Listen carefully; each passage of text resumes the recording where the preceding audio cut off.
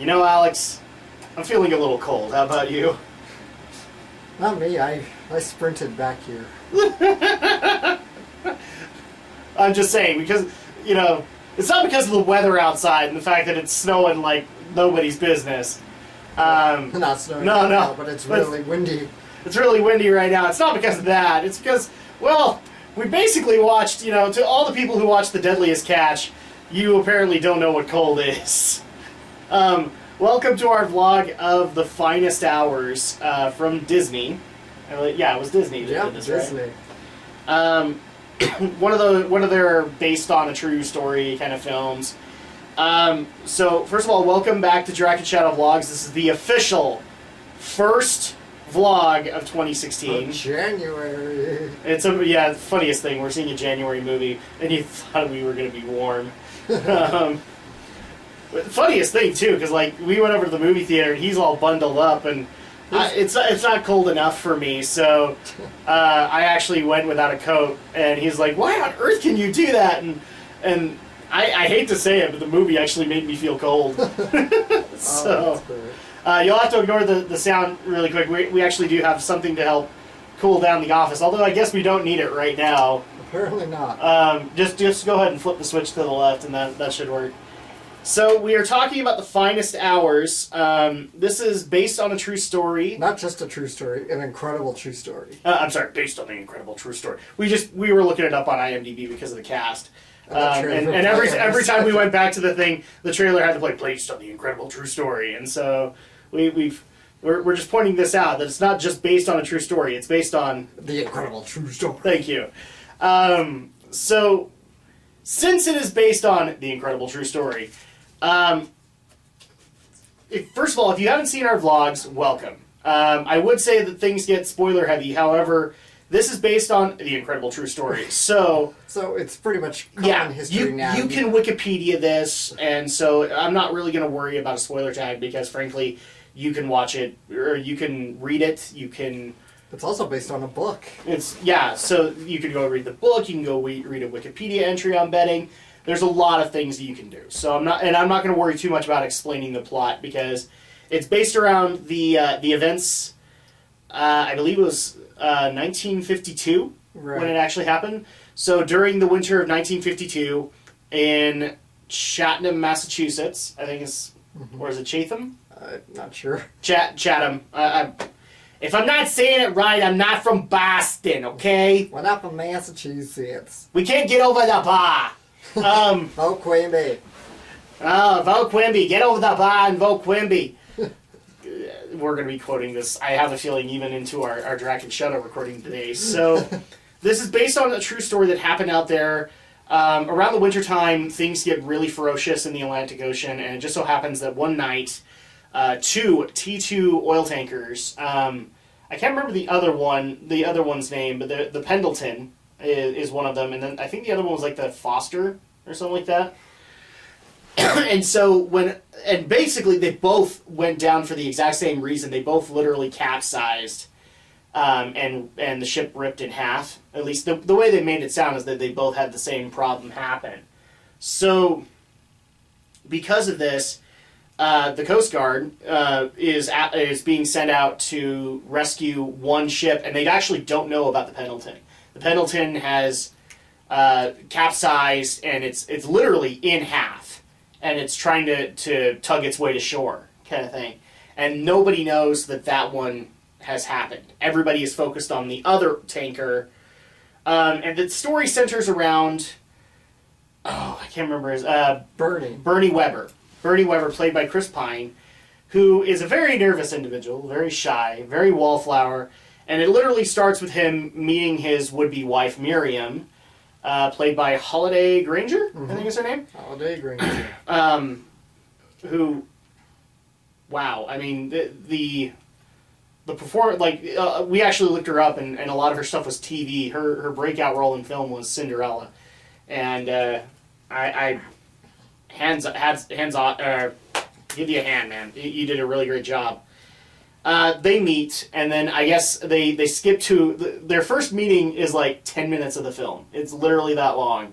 And then we cut to 1952 where she basically proposes to him, which in In Massachusetts, it's unheard of. Well, The man unheard of. proposes. Probably unheard of period for the 50s. Yeah, for the 50s. And so they're already discussing this, and then this crisis happens.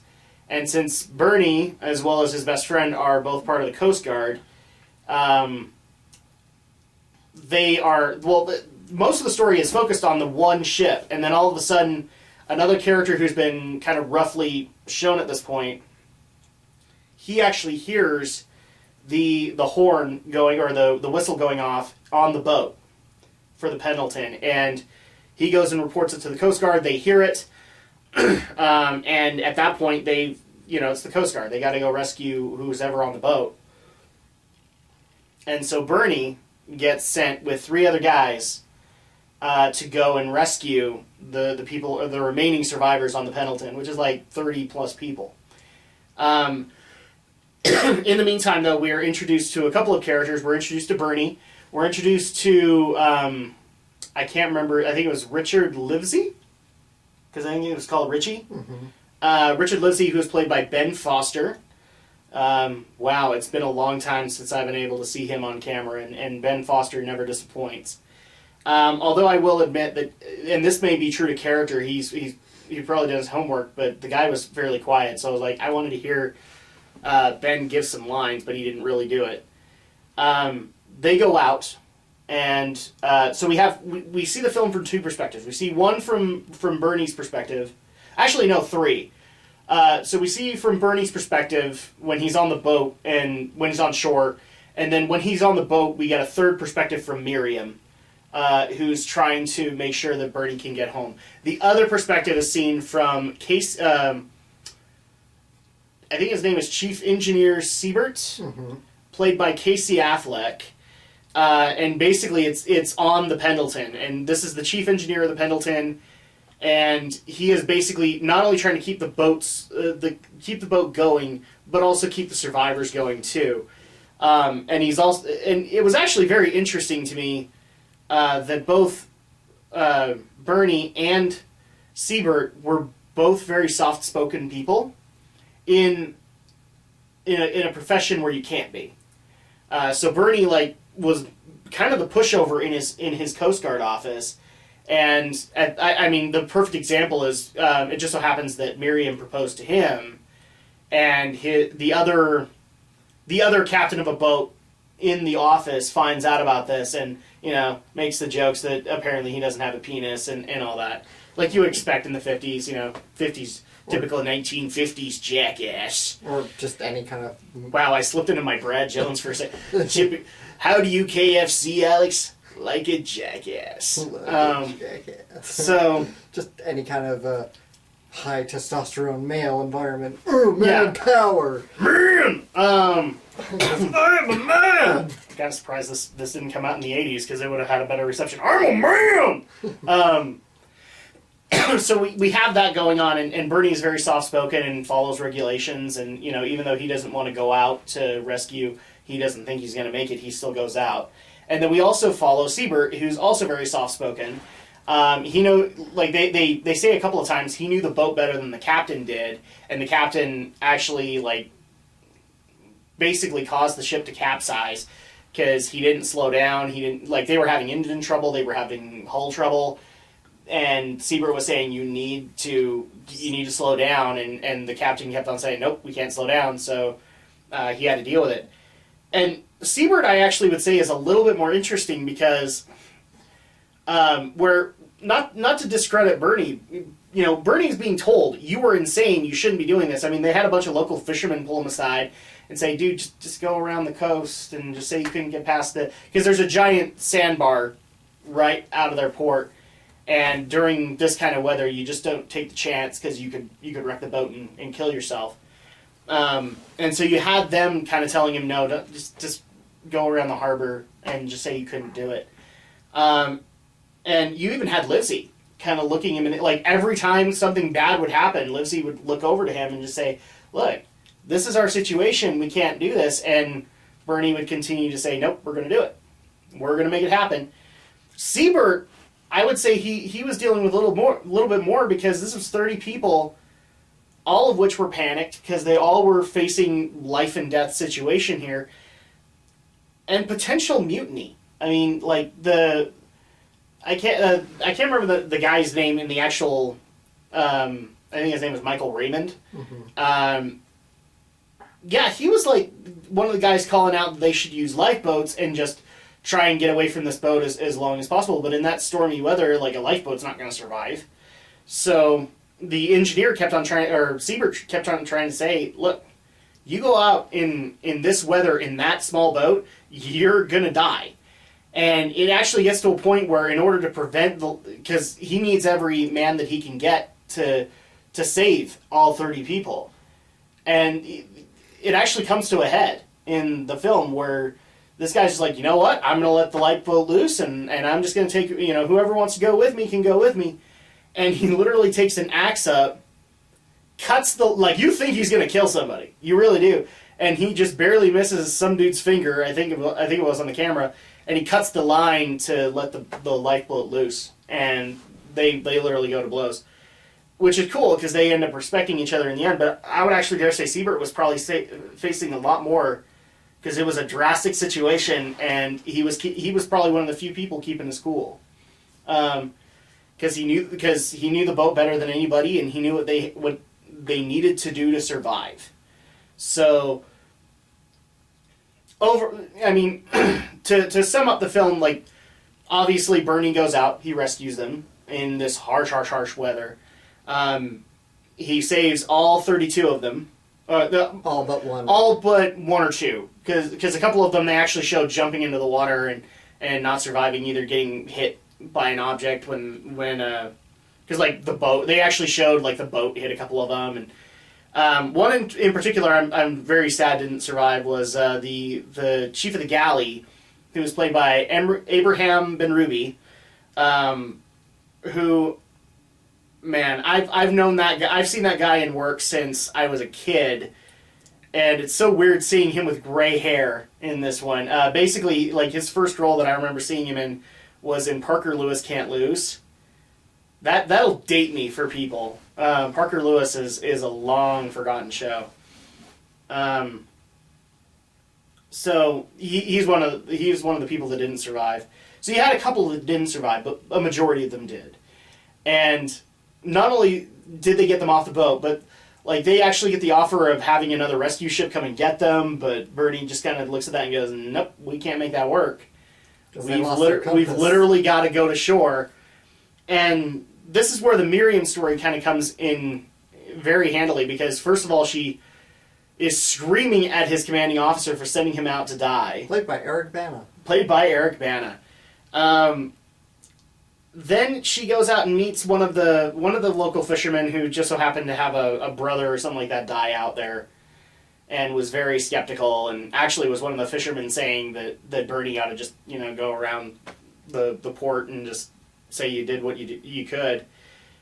And she actually eventually joins up with the rest of the port town here, and they basically guide Bernie home. They actually take the cars out to an area where they can just put the lights on and have like this little homemade lighthouse, and they literally guided him home, and the film kind of ends with him getting into port, all of the people getting off the boat, and he's the last one off. Mm-hmm. So there really isn't much to add to that. If people think I'm being cheap on my plot synopsis, again, you guys can go online and read the story yourself. So I might do it because I was really inspired by it. So let's go ahead and get into our likes and dislikes of the film, Alex. Okay. Starting with you. Okay. Well, this was a really good movie. I thought it was really excellent and pretty inspiring. Probably one of the better Coast Guard movies I've seen in a while. I remember a movie from 10 or so years ago about that. I think it had Kevin Costner and maybe... Oh, yeah, I know the one you're with Ashton Kutcher. Yeah, I thought it was Ashton Kutcher, too, and that one wasn't very good, though. Yeah, I didn't see that one. And I'm sure that one of the movies that's going to get referred to... Is The Perfect Storm, I'm sure. Is The Perfect Storm because of the water and all that, but... it's funny because this is our last vlog that we did was Concussion. And now we've done The Finest Hours, and so it's like we've done 2 biopics in a row. 2 true story movies, 2 dramas in a row here. And I hate to say, well, I don't hate to say this because, well, I'm being honest with it. I actually would dare say The Finest Hours did a better job than Concussion did. And I was telling Alex on the way home, the main reason I think that is because even though Concussion did a good job, and I think most of the main cast did a great job in their roles, some of them I had complaints with, the supporting cast kind of wasn't there in Concussion. And I think the director's focus was just to keep it on the main cast, but I mean, here's the thing. Both main and supporting have to work together in a biopic like this because for all you know, it's going to be that one dude who gave Dr. Omalu coffee that came up with the ultimate idea to publish the paper, kind of thing. This is one of those cases where I think Concussion suffered, and Finest Hours doesn't. It actually shines all the more because of the fact that every person cast into their roles, you get the feeling, gets who they are, and plays out the story as it's supposed to be played out. Considering the size of the cast, that's no small accomplishment. Yeah, there was a lot of recognizable talent, and again, like the main cast here, I guess that you would consider main cast would be Miriam and Bernie, obviously. You would consider Siebert and his assistant kind of main cast, which ironically enough, I think it was Danny McTavish, who plays Dwalin in the Hobbit movies. So the big badass dwarf, the bouncer to Thorin, basically. So yeah, I would consider him main cast, and then everybody below them. I would also consider the people on the boat on Bernie's boat to be main cast. Oh yeah. But everybody aside from that is side cast, but you couldn't tell, honestly, because everybody felt like they had a role to play. The fishermen felt like they belonged, felt like they were part of the story just as much as Bernie was. Even the fisherman's brother, who actually goes out and hears the horn, I mean, for the first little bit, you're like, oh, well, I'm probably never going to see that guy again. He's just the guy who's pissed off at Bernie. But then they bring him back, and he's the guy who spotted the Pendleton. That was cool to me. Yeah. It felt like the town was alive. It felt like this is how it would feel to be in a coast town, as well as being, part of the Coast Guard there. So it didn't feel like any person there was out of place. Absolutely. I mean, even like Abe Ben-Ruby is the chief of the galley. Like, that is always a role that kind of gets laughed off because nobody cares about the guy who's distributing food, but he still plays it really, really well. He's the guy who sings really horribly, and so he puts that emphasis there. So yeah, I would say this shines a little bit better than Concussion because of the fact, not because it's a rescue film, because the cast allows it to shine the way it does, as well as the cinematography. Holy crap! Oh jeez, yeah. I'm gonna piss off some people, but eat it, Titanic, eat it. The whole scene of the ship getting ripped apart. I even told Alex this. I thought there were 2 boats. I thought there were 2 boats. And then they show the half. And the way that they show it is like they literally show the half that got cut off and all the rooms there that are now vacant. Right, they pull away from it and... Yeah, it's pretty nasty looking. Very well, absolutely well photographed movie. Not only that, but here's the other reason that I think Titanic can eat it at this point. Because a lot of people don't realize this unless you watch things like Deadliest Catch.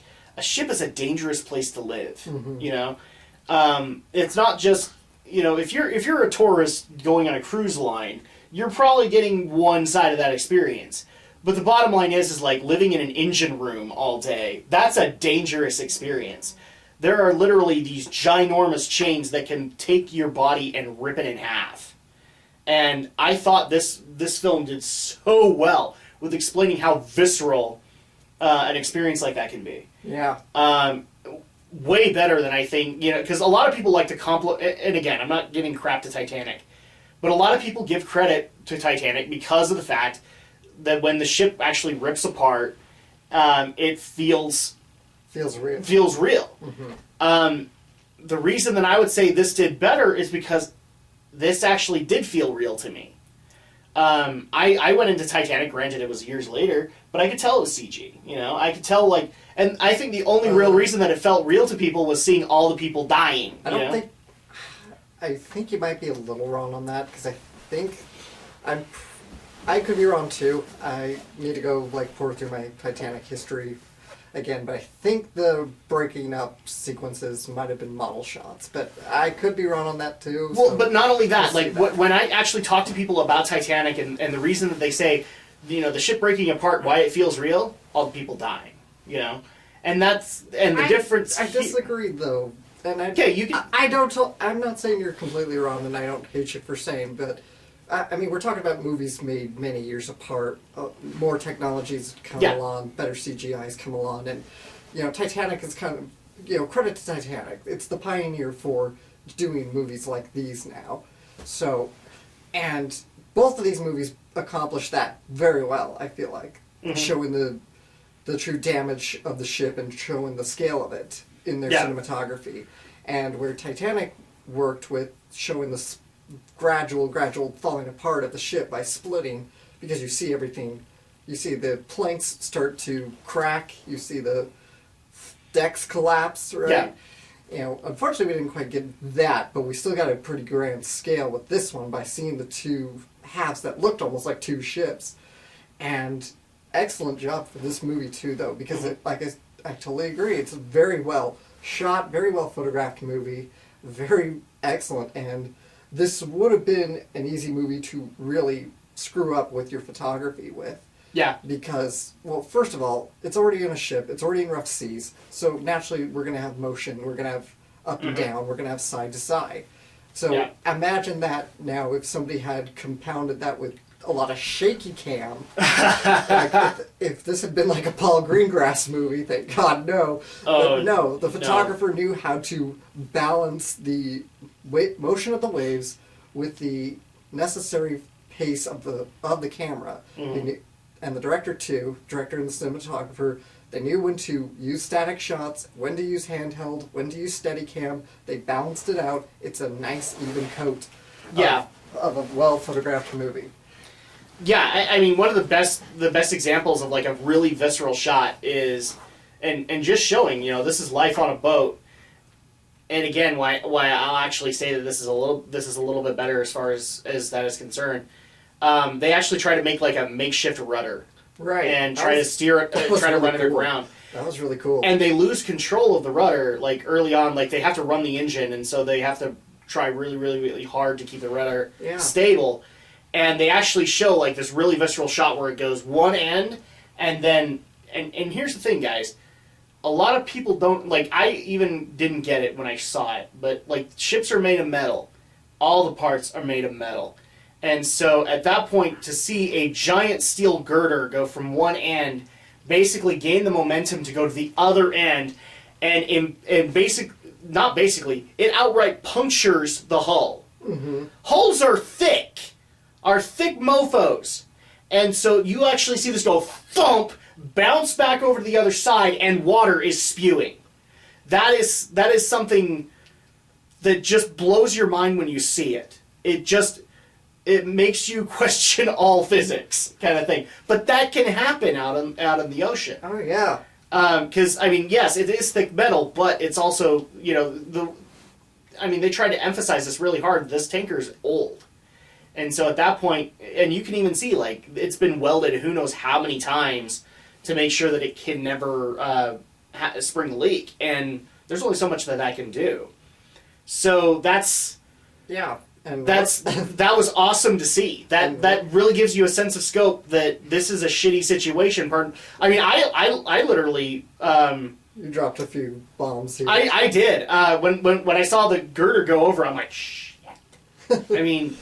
Because it literally just makes you go, but that's metal, you know? Like, yeah, that's really strong stuff, and it just broke through it like it was nothing. And it's metal, but it's also on salt water 90% of the time. Yeah, but you don't think about that. Yeah. You think about the fact that, like, metal, solid surface. This thing just broke through it like popping a balloon. Shit. Yeah. You know?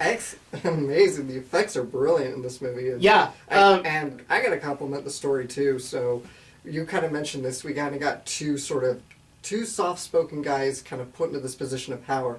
I love in any story when you can see kind of characters run parallel to each other. Yeah. And that's what I like here. We kind of get two guys who are kind of thrusted into an impossible situation. But they do it because they know they have to do it, and that's what they want. But not only that, like the use of cinematography with their shots was really well done. Now that I think about it, like when Bernie gets the order, a lot of the quiet shots in the film were around Bernie. In fact, one of the best shots, as far as I am concerned, is with Seabird, where he's trying to explain what they need to do with the rudder, and he's like, he's just barely had this lecture of you need to step up and show that you know this boat and that you can save them, and he literally goes into the galley and he sits down and picks up a hard-boiled egg. And he's like trying to talk, he's trying to talk like this, so you can't really hear him that well, and he is just peeling the egg, and that just sells the scene. Yeah, like he had to do that to talk to so many people. He had to focus on the egg, not on everybody else. And I just thought that was a brilliant shot. That was a really quiet shot, and it tells the viewer everything they need to know about this situation. And gives us some real insight into his character as well. Yeah. So, I mean, the cinematography was really well done for this. And the director we looked up, he hasn't done a whole lot, but this guy obviously knows what he's doing. So, I can't even... It's Gillespie, I think is the name. Mm-hmm. So, we gushed about this film. Yeah. Let's get into the dislikes. All right. So, you guys go ahead and start. I'm gonna have to think of mine. Go ahead. You go first. Dislikes, a lot of my dislikes are just with the people. I mean, I literally, I'm going, yes, I get that this is an East Coast town, and this is how they were at the time, and still kind of are. I mean, the culture hasn't really changed that much for it. I mean, because I keep on hearing about how hot people are in Boston. But... Guys, I don't do a Boston accent. Please don't send a comment on the matter. It's one of those accents, that, aside from doing a Kennedy or a Mayor Quimby, I can't really do one. And so, yeah, I mean, like, there were points where I'm like, that's a jerk. That guy's an asshole. That guy's a jerk. That's... The other thing that also kind of bothered me is a lot of biopics now need to do this. And I don't know if this actually happened or not, but... I'm so sick and tired of people in the film trying to tell you who's to blame for this whole deal. And I don't know if that probably happened in real life, because that's something that happens in real life, is that people want to say, no, don't blame me, blame that guy. This was another thing that bothered me in Unstoppable, where everybody wanted to blame this one person, but the film clearly shows you who is responsible for this asshattery. With the guys actually stepping out of the train to try and do something when he knew better, okay? And so at that point, we actually had the fisherman's brother, go up to Miriam and say, look, I'm not responsible for him going out there. You know that, right? And she's like, yeah, I know. And at that point, I'm like, that's bullshit, because, yeah, sure, the one guy, I get why he was doing it. He was like, oh, the dumb captain of the Coast Guard. But... Okay, then if you don't want to be blamed, then you shouldn't have heard the Pendleton in the first place, you know? So at that point, and again, I don't know if this happened in real life, but it bothers me so much that biopics have to do this, is they have to emphasize, no, that person is blaming that person. And it's a horrible situation. Let's just save the people already.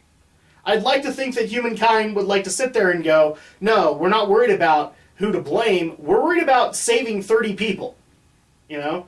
So a lot of my complaints with this film are, real life things, you know? I don't really have... I mean, if I was to say, one complaint that I had in the film itself, I guess some of the audio could have been a little better. I'm nitpicking at this point. Mm-hmm. Some of the audio could have been a little bit better because, like, down out in the water, there was a lot of time where I get they were trying to set the scene of, like, you can't hear each other because of the waves. I would have liked to have a little bit of ADR for that because, again, a lot of the times that Richie was talking, Ben Foster was out in the water. And so at that point, I would have loved to have heard what he said. And sometimes I couldn't do that. And I know 80% of it was, you got to get over the bar. But I don't care. Yeah, I can't find a whole lot to complain about. Aside from people are dicks sometimes. Yeah, I really can't think of many gripes with this movie. I thought it was fantastic. And people are dicks in a biopic is not a viable complaint you can make because people are just dicks. Yeah. Or sometimes there are other things. And so in a lot of cases we have to take this down to, okay, did cinematography screw up? Did lighting screw up? And well, I don't really think so. Yeah, I don't. The sound design might have been a little skewed towards being very loud, but well, I don't know. That's probably kind of an aesthetic thing because it is supposed to be the wide open ocean in terrible weather, so kind of makes sense. Yeah. So that's the likes and dislikes. I guess unless you have any other honorable mentions you wanted to do, let's get into kind of our final score on the matter. Yeah. So how would you rate the Finest Hours, Alex? Well, I think all things considered, I give this a 9. I'm kind of there too. I want to give this a 9. Do I want to give this a solid 10 out of 10? Not entirely. I do think that there are a few things here and there they could have done to clean up that would have done it well. But yeah, a 9 is really solid for this film. Absolutely. I was actually saying to Alex, I'm just really peeved that, like, I get it, it's a January movie, but if this movie does not show up at Oscar season next year, I'm going to lose my faith in the Oscars for the umpteenth time. Umpteenth time, you've already. Yeah, I don't have faith in the Oscars, and on top of that, I mean, for a lot of people that want to give crap to Chris Pine, because he's kind of stepped into that whole action movie kind of role. Granted, most of that is just because of Captain Kirk. But he did a really great job with this. I mean, he took a guy who's very much a wallflower and made him feel very much like that. Even Casey Affleck did a really good job of that. And I especially love the interactions they had with each other when they're being rescued. The two soft-spoken men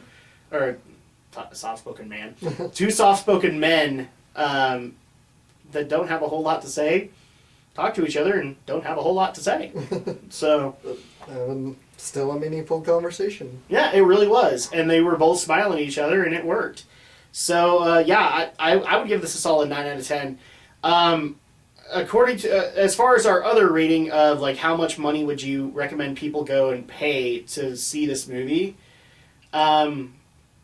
this is probably what, like, we usually rate this based off of like who it's going to appeal to and all that, but as far as actual money being spent, I would recommend that you go see this in primetime. Unlike Concussion. Concussion, I think, just got away with like a matinee. This is one of those biopics I would probably recommend that if you go and see it like Friday at 7 o'clock at night, it's worth it. Mm-hmm.